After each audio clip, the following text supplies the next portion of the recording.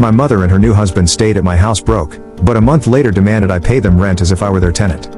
When I agreed to let my mother and her new husband stay at my house, I never imagined that it would become a nightmare. I did it because despite our differences and her new marriage, she was my mother. And when I heard that they were going through a desperate financial situation, I thought that helping them was the right thing to do. How could I not do it? It was my opportunity to show that, despite everything, I was willing to be a better person, to lend a hand. My relationship with my mother had been complicated ever since she married Clark, her new husband. Before him, my mom and I were close, like best friends. Although she was not always present during my childhood, especially after separating from my dad, she always tried to make up for it somehow. Long phone calls, birthday presents that arrived a day late but with a handwritten note, or simple attempts to catch up on my life. All of that meant a lot to me. But then Clark arrived. It was impossible to ignore how his arrival changed everything.